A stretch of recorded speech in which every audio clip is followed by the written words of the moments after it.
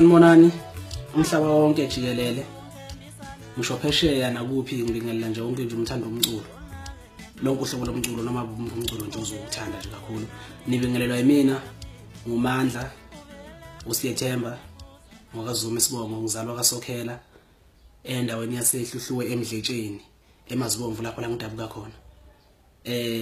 okuyena yena ngelomculo waziwa ngomgqilazi wediki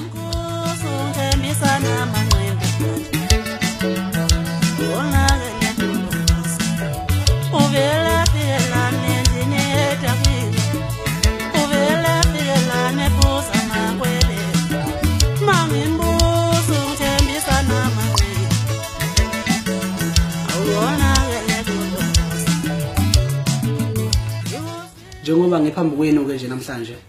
ngizocela ukunethulela ialbum yami ezayo esihloko esithi libhidlikile ubumba. Le album le njengoba iza nje Nkosi yami impela ayikhona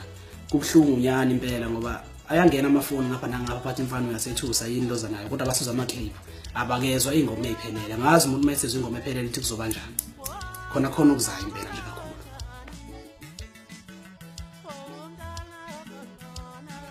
Inkampani engisebenze nayo ke nenkampani nje kuyiyona ngona engisebenza nayo ubumbano music production olwaziwa nje kakhulu luno baba uSibiya uSotobe luno baba uSithenjwa la kubaba uNene ebeliphethwe kakhulu kuneni baba nje kakhulu impela ade bemazi kakhulukazi uMenziwa Biyela uSethabathe uNkulunkulu wasithathela yena wamshintsha indawo ongasekho nje ebengizocela ukuthi alale ngokuthula aphinde angikhumbule nje ngendlela kade sisebenzisana ngayo. Okunye bengizothanda ukuthi ngiveze kakhulu kuye kwethuse kakhulu ukuthi ivukane ngoba phela sibizwa ngamavukane ivukane ke elinjengami elifika nje kanje bese lithathwa lapha phansi kuthiwa ndoda awusuke lapha uzala lithathwe ubhuti abadala nje kakhulu abantu engisebenze nabo kuyisimanga kakhulu ngisebenze nobhuti uMgube oseneminyaka mhlawumbe ngaphezulu kwa 18 years esebenza la emculweni kaMaskandi ngasebenza nobhuti uNdlemnyama ubafana bakaMgqumeni ngasebenza nobhuti uMkhathazi kule album le uyena ngizoyethula ngasebenza nobhuti unjencane ukuyibona nje engisebenze nabo kakhulu kwaba nezinye zezinsizwa kade zikhona zingikhoja zithi ndoda jika ngapha ndoda phuma ngapha mawufuna ukuya lapha ikakhulukazi nje obhuti abadala abakhulile ibona bengizothanda ukuthi ngelule isandla kubo uphinde futhi ngiphakamise isandla sedlula ikhanda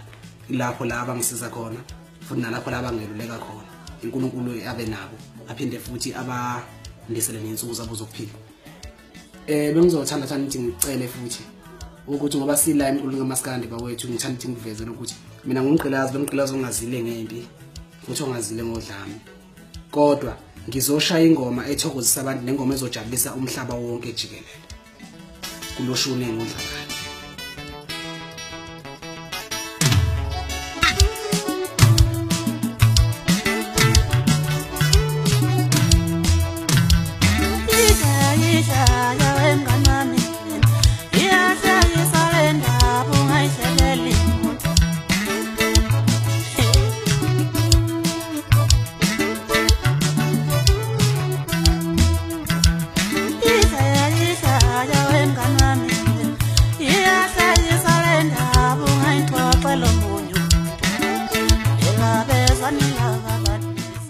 Singabaculi bamaskandi nabaculi nje bawonke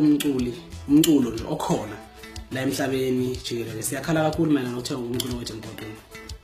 sikhala mayelana nokuthenga umculo wethu emgwaqweni ayikho nathi indlela esingenza ngayo ngoba uthi uyakhuluma thuba niyembona ngisenza ukuthi uthi uyalungisa thiwe nangokuba bese ngathini engekho ubani lawo kodwa sinenkinga kakhulu la emculweni wethu besicela ukuthi uma ngaba nendlela cishe engenzeka ukuthi ke lithi kwehla kancane izinga lokuthengisa umculo wethu emgwaqweni nathi singathokoza. Ngiphinde ngibingelele kakhulu lapha kubehleli loncimbi ngisho ukuthi cha sengikhona umgqilazi wediqa uyeke lo ngoba khona ngiyazi ukuloshuna uMakhosikosi kunomgqilazi abahlukene lona ngowediqa njengoba kunjalo nje benzela ukuthi ngisho ukuthi bahleli bemcimbi ningangithathi futhi uma ngabe ningithatha nizongifaka eqeleni ngoba ngizoqeda umcimbi.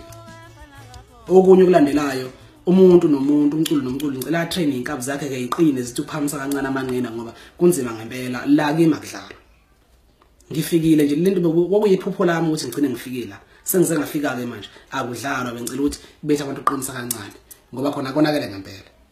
ngoba uthi uthola ukuthi abantu balindile umuntu elinde iqhawe lakhe lilinda kaliza nangoba encane emfishane kanti ngomadolo lo ayikho manje lento isithuse kakhulu wethina njengabaculi nje mina ke nje njoba ngumculi okunye ke ngiphuma lapha ecrash